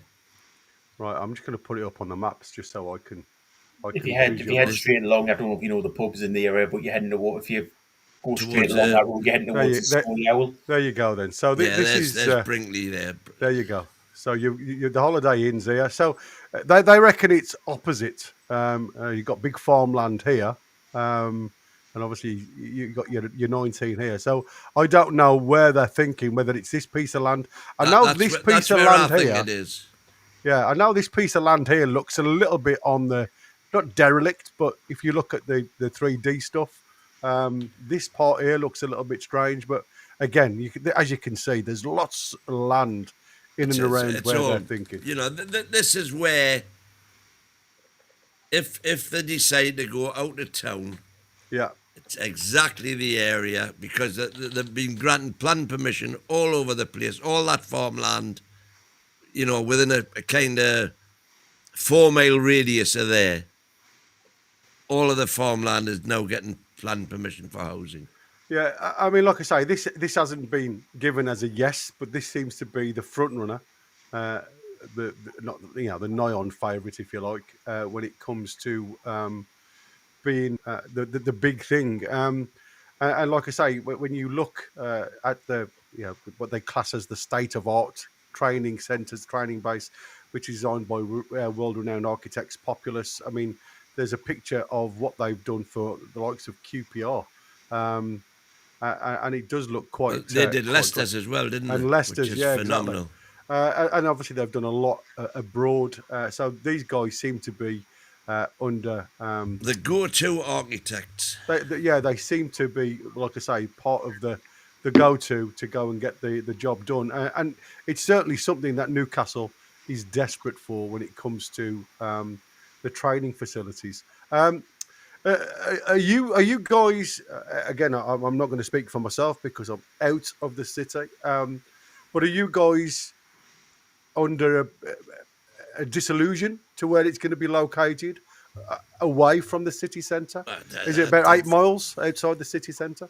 It doesn't matter. It's literally 10 minutes from the city centre. But where the training ground is irrelevant to me. Yeah, I'm going to say, unless you go up there. I think You it's know, a perfect location, really, isn't it? Though, 'cause It it's is, just you know, off when the you A1. consider 90% of the players live in Darras Hall, it's absolutely ideal. I've got no traffic at all between where they live and where they're going. Yeah. The other thing is as well, when And it's far enough away from the masses for to not create sort of the problems you're getting gridlock. right now with blue flames when you've got hordes and hordes of kids. Yeah.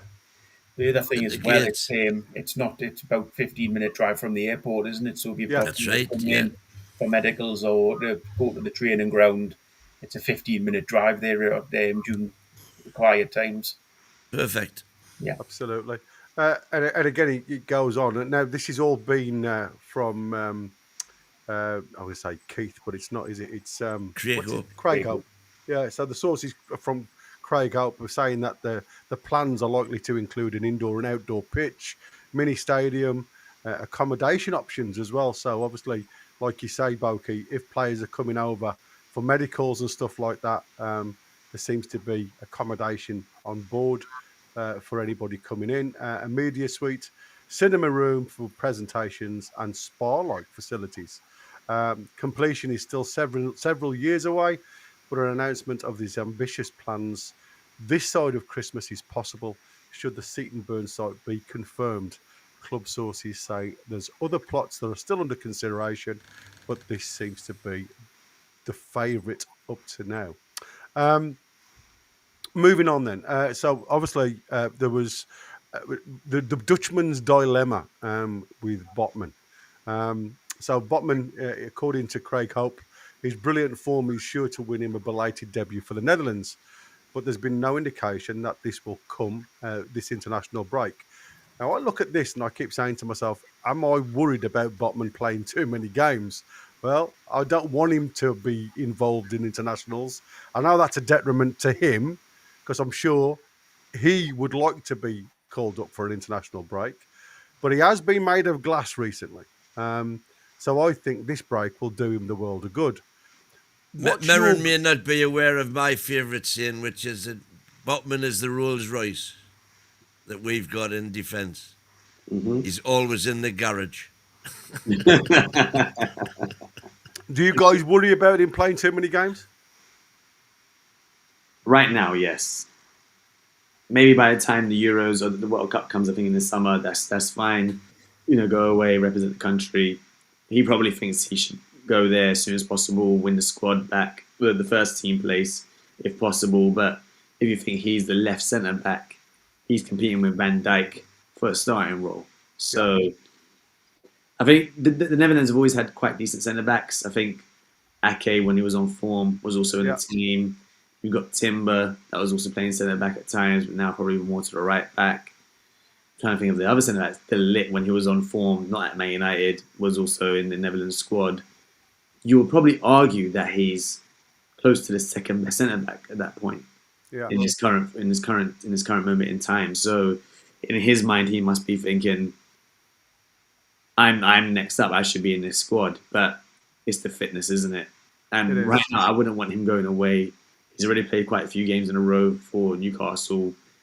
So do we know, has he actually been called up or not called up? Is it confirmed or is it? There's been nothing as of yet. But I mean, obviously, the last time he went out and trained was back in 23, March 23. But again, didn't make a senior debut.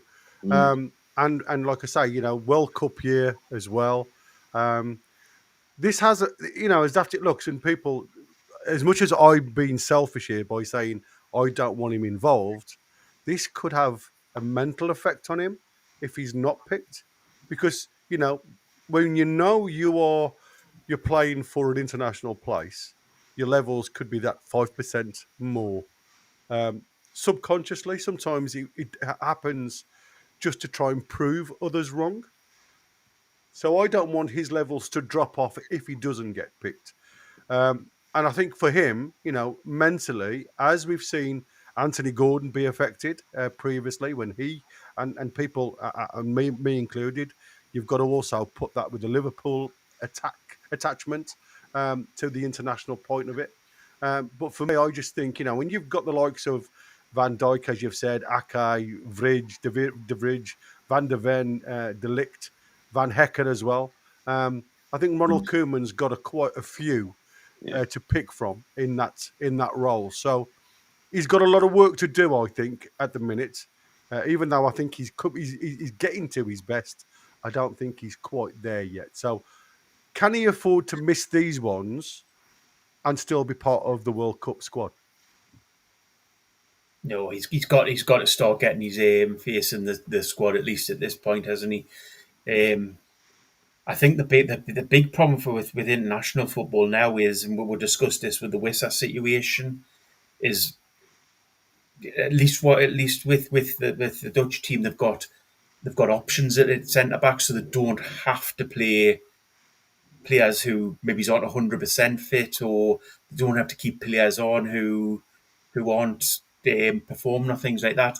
Whereas with the likes of Wissa playing for the Congo, it's obviously a very limited pool of players, and they'll probably be more willing to take more of a chance on a player than I think the Dutch team would. I don't know what happened there, folks. My internet went down.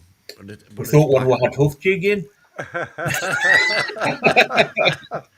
the way, Chris is in there saying, thanks very much. We've got to 100 likes, folks. So that's excellent. Thank you so very much. much. As always, that's brilliant. I mean, like I say, the only thing that, for me, it's the mental side of things. I hope it doesn't affect him if he doesn't get picked, because there ain't that many games left. No, it's World involved. Cup's coming up. But he's still got the whole season to, he's got this international break, then he's got the whole season to stake his claim, shall we say. Yeah, sorry, Wayne, you go. No, go on, man. No, I was going to say, I think it's probably a new thing as we get more success and become more ambitious, that we should want our players to be playing for national teams. It's a bonus. If Botman went from not being an international team, playing for Newcastle, and then going into a national team, it's a selling point for players as they come to choose between which club they want to go to. It's just another feather in our cap to attract players. So we should want players to be called up for the national team from a fan perspective. Now, if from an injury perspective, specifically to Botman, I don't mind him missing this one, but if he gets called up for the next few and goes to the World Cup, that's a positive for me. Yeah, cool. Are you happy with everything, Boki? Yeah. I think Warren needs to. He's big, He's got he's forward. bad, his Yeah. feet stick out the bed. Put- Come on. I'm don't- assuming I don't that's think- who he's on about. I don't think Elton John's got much to worry about with next, to be Well, honest. Bernie Taupman certainly hasn't as far as the lyricists are concerned. Yeah, absolutely. Fantastic. But thank you, Poet Warren, laureate. yet Yeah, again. thanks, Warren. Yes, Warren. And obviously, we still haven't yet. We've yet to hear of what's happening regarding the others. But obviously, there's a couple of lads that didn't do themselves any harm at all with the Anthony Elanga. We, like I say, we know Walter Marder as well. I think he is definitely probably going to be chosen for Germany. I think Elanga will definitely be chosen for Sweden.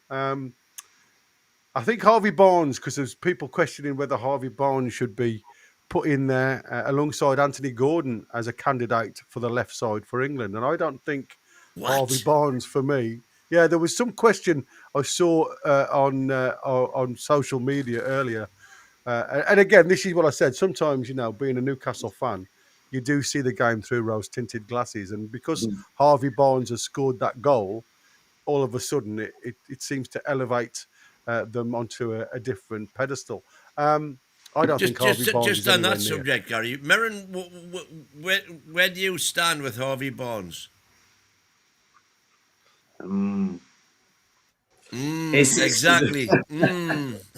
It's funny because last season, if you said it this summer that Anthony Gordon left and Harvey Barnes was to become the starting left winger, I don't think too many people would have been worried. But it's the start of this season that's just been. It seems like in Space Jam when the powers got sucked out of all the players. It's sort of like that sort of scenario where it's like, where's the Harvey Barnes of last season that was cutting in, scoring 35-yard screamers, getting the goals, maybe not the top tier performances, but just getting goals and assists and adding to his stats. When he doesn't do that, it's kind of like, where's your pace? Where's your 1v1 ability? I was frustrated with him in the Liverpool game when Szoboszlai was right back. And Szoboszlai had a great game, but please take him on. Please take him on. And he's just not taking him on at all. So he's been frustrating me at the start of the season. I think he's a confidence player and he's lacking confidence. And I think that's what Gary always says. My thing with Harvey Barnes is if he's not scoring goals, he's doing nothing. Whereas at least with Anthony Gordon, if he's not scoring goals or creating assists, you get his work rate and his press and he's tackling back and all the rest of it.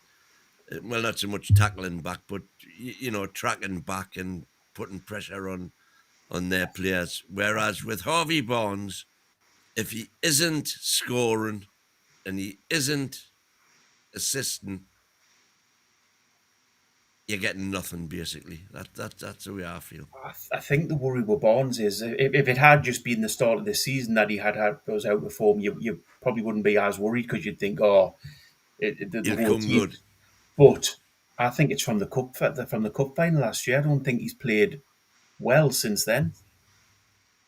I think it's been more of a long-term thing than just the start of this season. I think the back end of last season he was poor as well.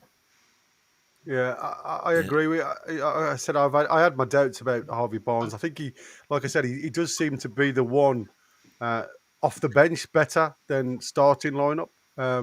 I don't know why that is because that can only be a psychological thing. But he does offer something different at times, and again another frustrating player because he has got the ability. It's just when he uses it. But again, it's a strange one for me. But again, that was only on X. But it just goes to prove how people see the game in different ways. Another interesting point we've had according to the Athletic, and again this is a journal. Club Bilbao attacking midfielder Owen Sunset in January with the player being scouted already. Apparently, the 25-year-old has a release clause of 80 million euros in his contract. Last season, Sunset scored 17 goals, and that's what Newcastle have been missing, a goal-scoring midfielder. Now, I've got this lad's FOTMOB on the screen, and I must admit, he doesn't blow my frock up. I'm not saying he's a poor player, because I know he has got the ability, but we've heard from Eddie Howe saying that he doesn't play with a 10. And this lad, obviously, is a very attack-minded midfielder. I don't know whether you can see that better. You can. He's a big lad, 188 centimeters, 25-year-old. So got the years in front of him, if you like. He's coming into the prime of his time. Release market value around about 50 million. Again, plays just in that solo role. Again, not somebody that Eddie Howe always likes, just that one position player. He likes a variety. Whether he can bring that to this player, I'm not sure. You look at his pizza pie, touches 28%. Again, some of this as an attacking player is a bit low on the percentile. Shot attempts, though, very high, 87%. Goals, again, very high. Them are the two areas that we have been lacking from midfield. So, again, an option potentially off the bench if that's what he's looking at to bring on. A good, above 50% on chances created and 69% in the aerial duels. But obviously, defensive contributions, he's not well renowned for coming back and helping the defence. Another Eddie trait he likes to see in a player. So, again, I'm not 100% sure where this lad, if it is true that we are looking at scouting. And again, when you look at his minutes, 437, 1 goal, no assists. He started 5 matches and he's only got a 6.4 rating. So, you look at, this. And on my FBref stat head stuff, Gary, the only thing that he's in the top 5% of anywhere is actually in the number of goals. Now, you can argue that is the most important thing. Yeah. But other than that, his assists are poor, expected assists, passes attempted, pass completion even is only 82%, which is not stellar. Progressive passes, in the top quarter, but that's it. And the rest is way below. Yeah. So I would need to have a look. I would need to have a much better look at him. Yeah, I mean, like I say, there is. It's like I said, with certain players, when you look at stats and stats only, you have to question whether that was. Hey, listen, guys. By the way, it's a minute to 11. Yeah, we're gonna have to disappear. We've been going 2 hours. We've kept probably Merrin much longer than he was expecting to come on. So maybe call it a day. Call it a day. I was just gonna ask you guys whether you expect to see this out of the Champions League before we go, because this was an interesting read for me. This is the Premier League. Hold on, where's it gone? Here. So this is the team of the month for September. Nick Pope is the goalie with an average rating of 7.59. So again, it just proves that the goals scored against us. They haven't blamed Nick Pope for them. Do you agree with that for September? Bear in mind that is Premier League. Yeah. So 4 clean sheets. What do you want from a keeper? Exactly. But do you not think somebody any of the defenders should have been involved with that as well if they've kept 4 clean sheets? I think we've chopped and changed a little bit, haven't we? So, yeah, maybe Stan Burns should have been there. Yeah, I was leading into that one. Right then, listen, Merrin, thank you ever so much, mate, and apologies for keeping you this long. It's been my pleasure. It's been lovely having you, matey. Nice insight in some of the background. Cheers to the mighty win, as always. By the way, Merrin, when we're finished, stay where you are. And obviously, Boki, thank you ever so much, as always, for your kind thoughts on Dan Burn. Win, we've got lots to thank you, so we better do that. Oh my God, we've got Do you want me to do it? load of thank yous. Go on. None more so than Queenie, of course, gifting 10 memberships. Well done, Queenie. We've got Random Access donated a one. Chris has been in a couple of times. Warren Dinnan's been in his usual multiple times. Thank you, Warren. Ian Fleming, thank you. Ads K1014, thank you. Who else have we got here? Gary Morn became a member. Welcome, Gary. And I think that's everybody. Yeah. And- Did we put Warren's last one up? Yeah, we've put them all up, mate. I think. There's been that many coming in from Warren. I think this was the Stop Pinching My Lyrics Gazzaroni Pizza Pie. No, I didn't see that one. Thanks, Warren. It's been a lovely, and thank you to all the 106 that have given us the thumbs up. It's very kind of you. And like I say, tomorrow, remember, we are back at 9:10 for the presser. The lads are back at 11:30 for the gift away under the Geordie Bias side of life. And until then, it's a goodbye. We've got our worldwide friends on there. We've got Dom on from Malaysia, and we've got 2 or 3 Aussies on as well. Excellent. Because it's nice, and it's the best time of day for them, not in the middle of the night. Exactly. But until then, it's a goodbye from them. It's a goodbye from them, goodbye from him, and Howie the lads. Lasses and Burns. Thanks for staying with us all this time. Thanks, guys. Thanks, everyone. Ciao, ciao.